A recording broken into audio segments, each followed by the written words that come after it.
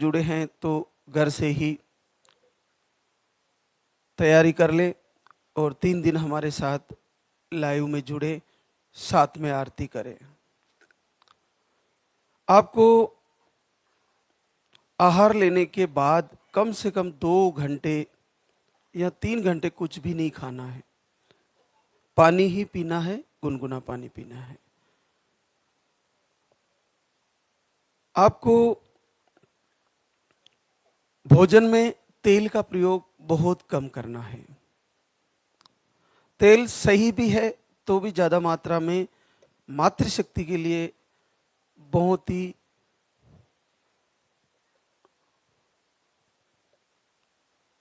दिक्कतकारी होता है, क्योंकि इससे इन्फेक्शन जनरेट होता है। तो आप तेल का प्रयोग बहुत कम करें। आपको मिर्ची मसाले तली हुई चीज़ों का प्रयोग बहुत कम करना है। नॉनवेज पूरी तरह बंद कर देना है। नॉनवेज में वो सभी चीज़ें आ गई, यहाँ तक कि आपको अंडे भी नहीं खाने हैं। बहुत सारे इधर उधर की बातें करते हैं कि अंडे तो शाकाहारी है। नहीं, मातृशक्ति के लिए बिल्कुल भी सही नहीं है। आपको बहुत प्रॉब्लम करेंगे, आपको उनको नहीं खाना है। और तली फुली चीज़ें बिल्कुल आपकी बंद है। आप हरी सब्जियां सब खा सकती हो, आपको फल आहार सब ले सकते हो। विशेष तौर से तेज खटाई नहीं खानी है, बाकी सभी प्रकार के फलों का प्रयोग आप कर सकती हो। ड्राई फ्रूट भी आप खा सकते हैं, उनका भी यूज करें आप। सप्ते में एक दिन आपको संडे का रख ले, बेहतर रहेगा। तो फल आहार ही लेना है और कुछ भी नहीं खाना है, केवल फल आहार, सुबह भी और दोपहर भी, शाम भी। एक दिन पूरे दिन फल आहार लेने का ही दिन होना चाहिए। तो कम से कम 4 से 5 दिन महीने में ऐसे हो जाएंगे जिसमें आपने केवल फल आहार ही लिया है। इसके अलावा चाय आपकी बिल्कुल बंद कर देनी चाहिए। चाय आपका सारा सिस्टम, डाइजेस्टिव सिस्टम पर अटैक करती है, तो चाय को कोशिश करें कि आप बंद करें। जिनको माइग्रेन, सर दर्द की ज़्यादा ही प्रॉब्लम है तो कभी कभार दिन में ले सकते हैं, लेकिन कम करें, चाय को बंद करें। पानी गुनगुना खूब पिए। कई कारणों से मैंने देखा है मातृशक्ति को आदत सी हो जाती है पानी कम पीने की। तो पानी कम से कम 3 से 4 लीटर तो पीना ही होता है। तो ये 24 घंटे में इतना पानी तो पीना चाहिए। अब आपको सर्वप्रथम सुबह उठते ही आपको अपने पति के पैर छूने हैं। उसके बाद आपके माता पिता, गुरुजन, उनको प्रणाम करना है, धरती माँ को प्रणाम करना है। उसके बाद लाल दगी सरकार की आपको अगर आराधना प्रार्थना कर रहे हो तो इनका दीपक जलाना है और फिर आरती करनी है। पूरे भाव से, पूरी श्रद्धा से आरती करें। बहुत सारी बहनों को मैंने देखा है कि जैसे हम बताते हैं कि 3 प्रकार से मन में श्रद्धा होती है, उत्तम, मध्यम, कनिष्ठा। कनिष्ठ भाव ये होता है कि देखो लोग वहाँ जा रहे हैं, हम भी चलेंगे, हम भी देखेंगे। कभी कभी वीडियो देख लेते हैं, कभी मन भी करता है आरती करने का और कभी कभी कर भी लेते हैं, शायद हमारा हो जाए, शायद हमारा हो जाए। ये कनिष्ठ भाव है। उसके बाद एक मध्यम भाव होता है कि वो लोग आरती भी करते हैं, वीडियो भी पूरे देखते हैं और समय से जग भी जाते हैं, वो चीज़ें फॉलो भी कर लेते हैं, लेकिन उनके हृदय से ऐसी पुकार नहीं बन पाती जिसको परमात्मा सुने, जिसको लाल दागी सरकार तक पहुंचे। तो इसको कहते हैं मध्यम श्रद्धा, मध्यम भाव। और जब उत्तम भाव आता है तो जब हम आरती करते हैं तो हमें केवल प्रभु की प्रार्थना, उनकी वंदना, उनकी आरती और अपनी आंखों में आंसू, इसके अलावा हमें कुछ भी याद नहीं रहता कि बाहर क्या हो रहा है, किसकी आवाज़ आ रही है। जब पूरे हृदय से अपन जुड़ते हैं तो आंखों से आंसू निकलते हुए अगर प्रभु की आरती करी तो कैसे नहीं सुनेंगे, निस्संदेह आपको आशीर्वाद हो जाएगा। तो बड़ी बात है उत्तम भाव से जुड़ना। जब आपके हृदय में छटपटाहट होती है प्रभु से आशीर्वाद लेने की, इनसे जुड़ने की, इनसे प्रार्थना करने की, तो आप देखिए कि उधर भी प्रभु के हृदय में भी छटपटाहट हो जाएगी। जैसे आपके हृदय में उमंग जग रही है प्रभु को पुकारते हुए, तो उनके हृदय में भी आपके प्रति दया और आपके प्रति प्रेम जगेगा और आपको आशीर्वाद देने के लिए मजबूर हो जाएंगे। तो आपको पूरे हृदय से तैयारी करनी है, उत्तम भाव से तैयारी करनी है। अब आहार के बारे में, जिन बहनों को पीरियड की साइकिल रेगुलर है, 25 से 40 डेज के आसपास की साइकिल है, उनको अधिकतर बहनों को पानी वाला आहार सिंगल दिया जाता है। लेकिन अगर किसी के फ्लो कम है तो उनको 2 आहार भी दिए जा सकते हैं पानी वाले, और 10 दिन पहले बंद करने होते हैं जिनके पीरियड रेगुलर है। पीरियड आने की तारीख से 10 दिन पहले बंद करना होता है, आने की तारीख से 10 दिन पहले। जिन बहनों के पीरियड रेगुलर आते उनके लिए है ये। जिनके पीरियड 2 से 3 महीने में आते हैं उनको पानी वाला आहार रेगुलर चलता है, सुबह शाम सुबह शाम सुबह शाम कंटिन्यू चलता है, और उनको बार बार हर 4-5 दिन में प्रेगनेंसी टेस्ट कार्ड से चेक करना होता है, तो वे लगातार चेक करती रहे।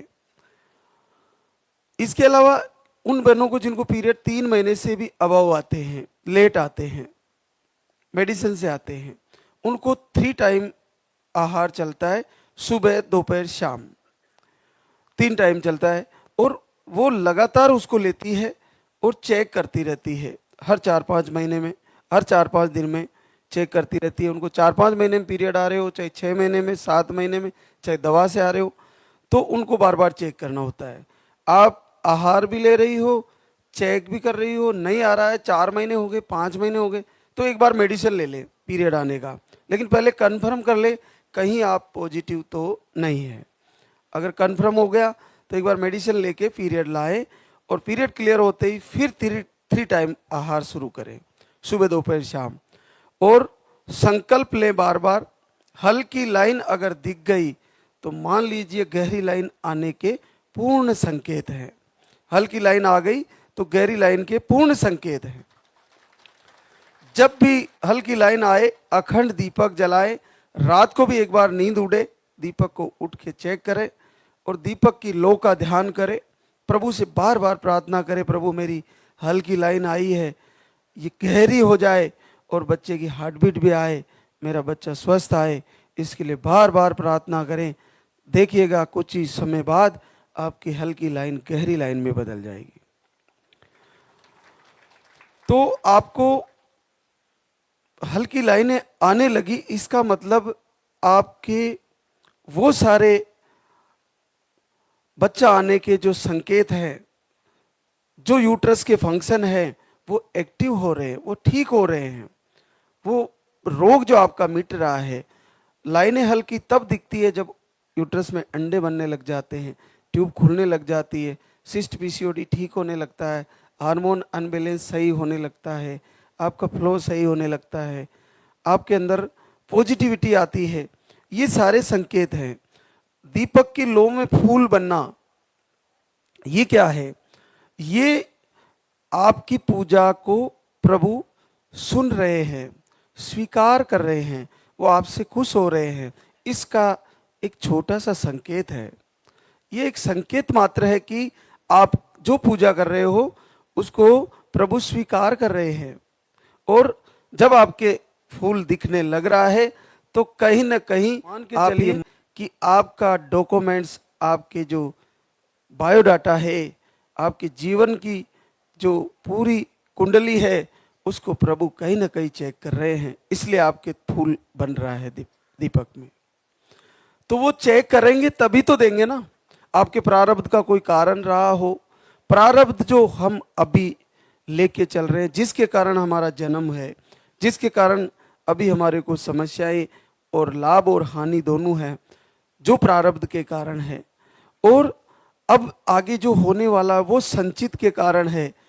और अगर हमने आज से सब कुछ अच्छे से किया, शास्त्र मर्यादा के अनुसार, गुरु के प्रवचनों के अनुसार, गुरु के आदेश के अनुसार, तो हमारा क्रियामान कर्म जो आगे बनने वाला है वो बिल्कुल सही हो जाएगा। और वो सही हुआ तो हमारा समय बदल जाएगा और आज से जो कष्ट है उनका निवारण हो जाएगा। तो महत्वपूर्ण ये नहीं है कि हमारा प्रारब्ध क्या है, महत्वपूर्ण ये है कि हम आज क्या कर रहे हैं, हम वर्तमान में क्या कर रहे हैं।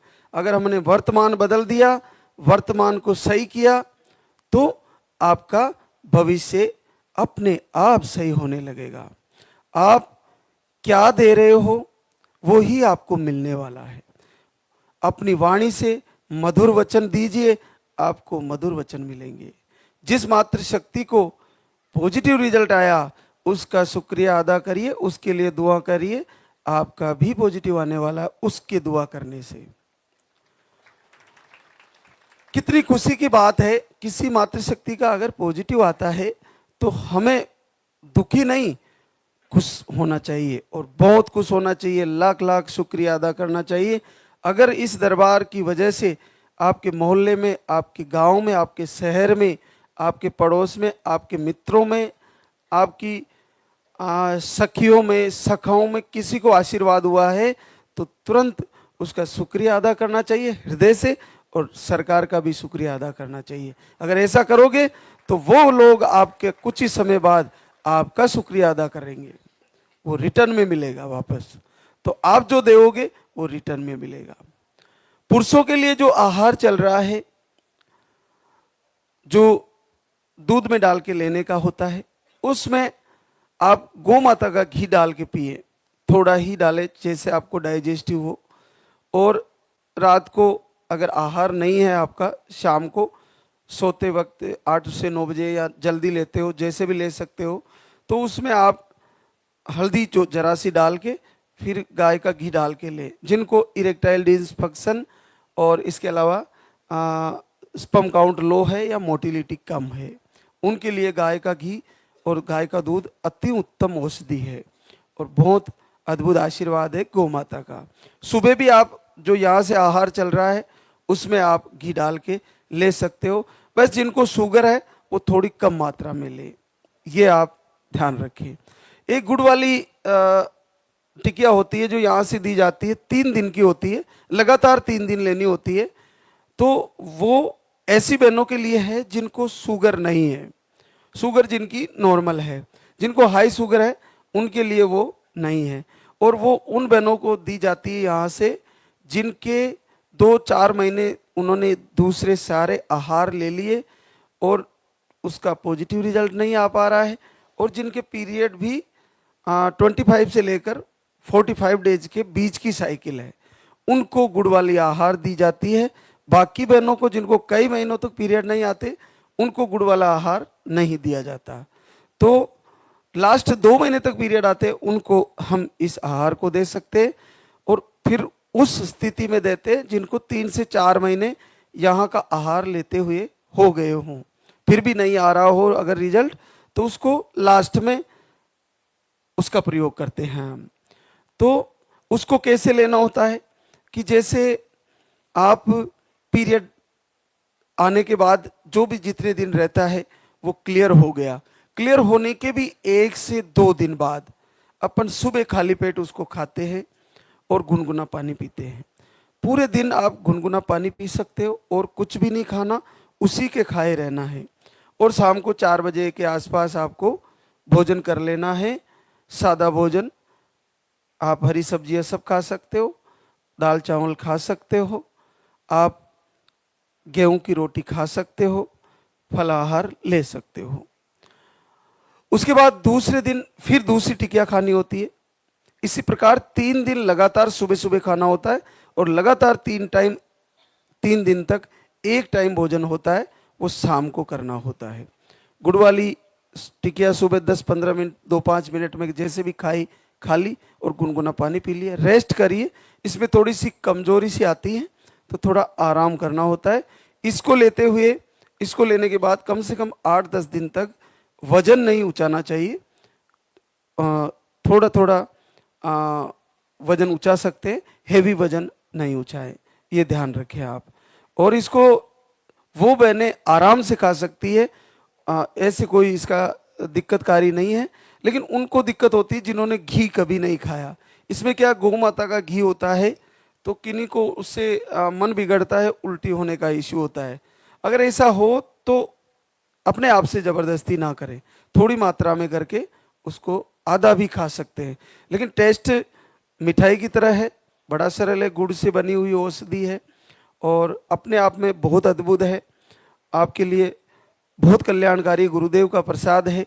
तो उसको कब दिया जाता है? 3-4 महीने दूसरी आहार ले लेने के बाद, अगर नहीं हो रहा है तो दिया जाता है। ये गुड़ वाला आहार है। तो इसके अलावा जिन बहनों को इन्फेक्शन है वो इन्फेक्शन भी पर्चे में लिखवाए, और जिनको जैसी स्थिति वर्तमान उनको लगता है कि मेरे को क्या क्या प्रॉब्लम है, वो उसमें पर्चे में आपको लिखवा देनी चाहिए। वैसे आपका पर्चा 4 जगह चेक होता है, उसके बाद आहार तय होता है आपका, लेकिन आपकी स्थिति आपको ही मालूम है। यहाँ पे ऐसा कहीं कुछ भी नहीं है कि आपको बिना आपके बताए पता कर लिया जाएगा कि आपको क्या प्रॉब्लम है। नहीं, आपको आपकी सारी समस्याएं पर्चे में लिखवानी है, और मुख्य समस्या यूट्रस संबंधी प्रॉब्लम आपको पर्चे में लिखवानी ही है। यूरिन संबंधी प्रॉब्लम, और आपको पीरियड कैसे आते हैं, आपका पीरियड का फ्लो कैसा है, साइकिल कैसी है, और आपको अगर पेन ज़्यादा होता है कम होता है तो वो सारी चीज़ें पर्चे में आपको मेंशन करवानी है, ये पक्का ध्यान रखें। और बार बार हर महीने लास्ट के दिनों में अखंड दीप जला के संकल्प लेना है। पीरियड आने की तारीख से 5 दिन पहले अगर वो सुनती रही, देखती रही, तो उसकी पीसीओडी सही होने लगेगी।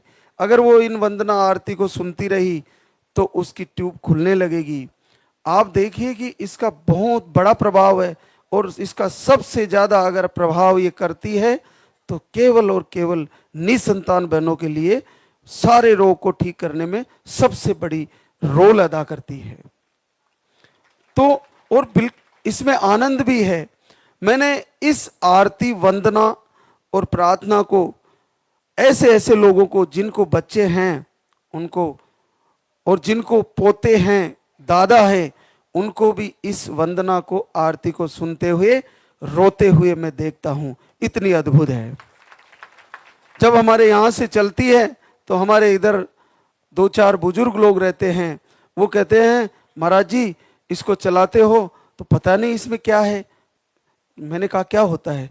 जब इसको चलाते हो ना तो हमारी आंखों में आंसू आते हैं। अरे तुम्हारी उम्र तो 60, 65, 70 साल है, तुम्हारे तो पोते पोती है, पता नहीं इसको जब भी चलाते हैं हमारे आंसू आते हैं। इतने अद्भुत भाव है उसके कि बुजुर्गों की आंखों में आंसू आते हैं। तो आप ये देखिए कि इस मंत्र का प्रभाव आपके लिए जीवनदायी है, आपके लिए गंगा है, आपके लिए ये वरदान है। ये साक्षात शिव कृपा है और भगवान शिव का आशीर्वाद है। भगवान शिव के रुद्र हैं भैरव, 5वें रुद्र हैं। तो इनका इतना बड़ा कमाल है कि संसार में किसी भी प्रकार की नकारात्मक ऊर्जा जो आपको बताई गई है या आपको फील होती है, उसकी जानकारी मत करिए कि ये क्या है। अगर आप उसकी जानकारी करने जाओगे तो कितने ही जानकार कितने ही रूपों में उस नेगेटिव ऊर्जा को बता देंगे आपको कि आपको ये किया हुआ है, आपको ये लगा हुआ है, आपका कोक बंधन है, आपको ये है। मैं ये कहता हूं कि आप देखिए कि हनुमान जी महाराज को लंका के अंदर मेघनाथ ब्रह्म फास से बांध के ले गए थे, सांकुलों से, ब्रह्मास्त्र की सांकुलों से, ब्रह्मपास से बंध गए। हनुमान जी ने मर्यादा रखी ब्रह्मास्त्र की और बंध के चले गए। लेकिन जब वो अपनी मर्जी से गए, लेकिन उस शस्त्र की मर्यादा भी रह गई जो ब्रह्मा ने वरदान के रूप में मेघनाथ को दिया था। जब हनुमान जी बंदी बन के खड़े थे रावण के दरबार में, तो जब उनकी इच्छा हुई कि अब मैं इन बंधन को तोड़ देता हूं, तो उन्होंने एक पलक झपकते ही जय श्री राम ऐसा बोलते ही वो सारा ब्रह्मपाश टूट गया, खुल गया वो।